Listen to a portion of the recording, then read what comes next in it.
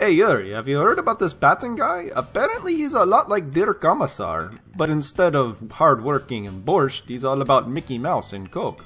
He also slaps people, apparently, for lack of patriotism, which you never see in the Soviet Union. That's right, it's round 2, and I am taking the same list of T-34 spam up against the venerable Patton list, which I think he has tanks in there somewhere. There's some jumbos and easy 8s or something. But there's one badass mofo with a 50 cal running around, and that's the guy I'm terrified of because he gets a really nasty spearhead move right out the gate. In this hasty attack scenario, I was kind of banking on being the aggressor in this, but I ended up not. He won the roll-off on that, and he places his objectives as wide as possible. I try to throw my objective in the center just to play the field as well as I can, but he rightly so pulls it up the moment that I deploy my tanks and he realizes where things are going.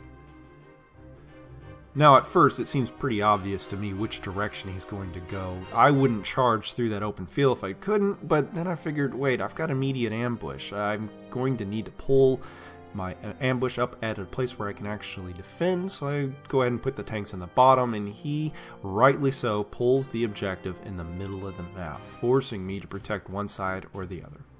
He then deploys as well as you might imagine, putting an Easy 8 group over there in the north, and then putting another Easy 8 group down here at the south, protecting the objective from what is going to be an obvious tank push. Even though that I haven't put out my CIC or Deadov yet, which I'm due right now actually, I'm going to make it obvious which direction I'm going as I put the ambushed tank guns over there in the high wheat field, putting one of the tank guns just slightly behind the objective just in case that there's a disaster in an assault and I still have the objective for an extra turn. Patton pulls in his spearhead move and moves those tanks way ahead of the point in which you would normally expect them. Thankfully I deployed a little bit further, so he had to pull his stuff back just a little, but they're in an incredibly threatening position.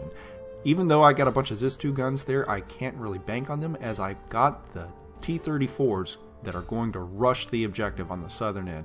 I don't want him to dictate the pace of the game if I can. He begins moving forward with his tanks on the northern end, and he's not going to waste any time. He is rushing in to take those ZIS guns as fast as possible, and he's right to do it. I can't really hurt the jumbos, but I can hurt the Easy 8s, and with the rate of fire 3 off those ZIS guns, so long as I'm not pinned, I'm going to be putting shots on the tanks that I can actually hurt. And preferably, since Patton is out there with them, I can actually tag him too, and that's what I end up doing. I end up selecting Patton as the target. He has to group up with the unit that's next to him, and then the shots end up bouncing off of the jumbos, more often than not. He machine guns the mess out of those ZIS-2 guns on the north, holding the objective, and manages to kill one. I was gone to ground just hoping to weather that assault that's about to come, and he manages to actually kill one. He goes into the assault, I go in for defensive fire, I managed to get the 3 shots I needed, all of them connect, and one of them kills one of the Easy 8s, repelling the assault, and buying just a little bit of time for the Soviet advance on the southern end of the board. Now, even though the American tanks have made some effective shots downrange at the T-34s out in the open, I've got Dedov around there, and he's going to make sure that the glorious, glorious patriotism of the Soviet Union is held in check, and they all get back into their tanks. I mean, Dedov is well worth his points, and in my limited experience, the T-34 does not make a great defensive asset, so we're going to rush them forward, we're going to push them through the open field, and we're going to take on the numerically inferior American tanks holding the hill down there. Again, we're just going to go for the objective. I got a lot of tanks, we're just going to soak up the losses and run. But unlike against Panthers or other high AT assets, I can actually weather these assaults, which just makes it even more delicious when I actually get armor saves, which is a refreshing change of pace.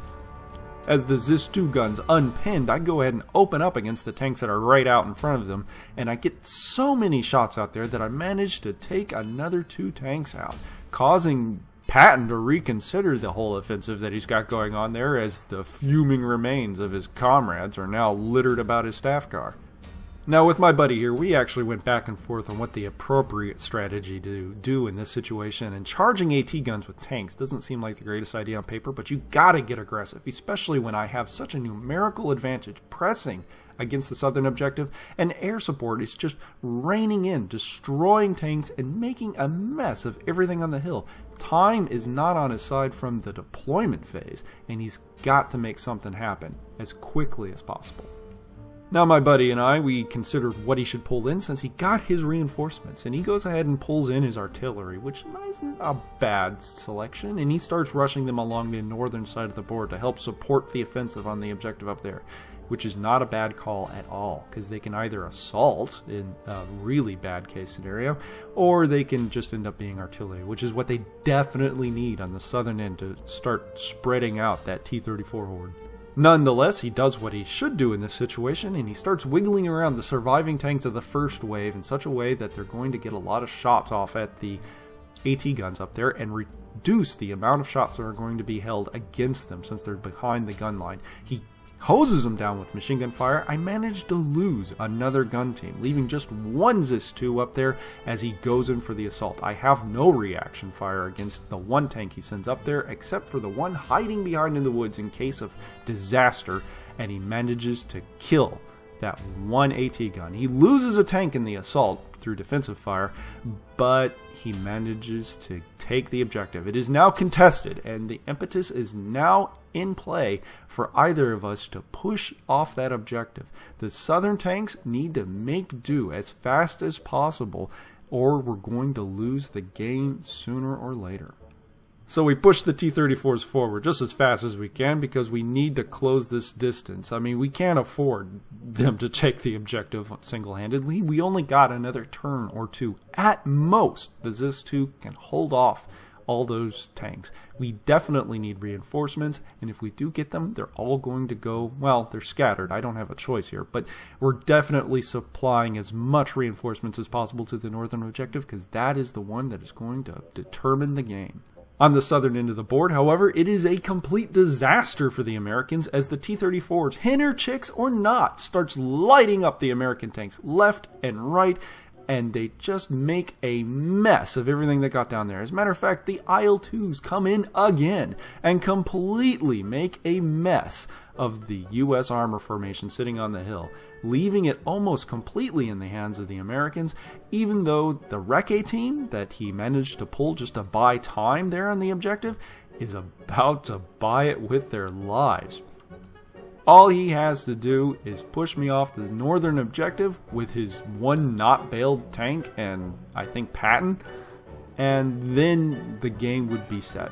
And with the gates of Valhalla being right nigh, the armored artillery starts rolling up there. Armored rifles begin following in into the rear, leaving the ZIS-2 gun almost completely unsupported as two tanks roll in and Patton starts rolling up into the woods, and they go in for the assault. They start peppering the mess out of that ZIS-2 gun. Everyone misses. Patton gets up there and he kills the ZIS-2, leaving the command team by itself. Patton got the kill. The ZIS-2 routs after seeing that heroic display of badassery and leaves the objective completely in the hands of the Americans. Patton got this objective. And with the story of a one-man army completely badassing his way through the Soviet lines, the Soviet reinforcements completely forsake me. Even the IL-2s managed to not show up, so I play for points and I brutalize the Recce group down there on his objective.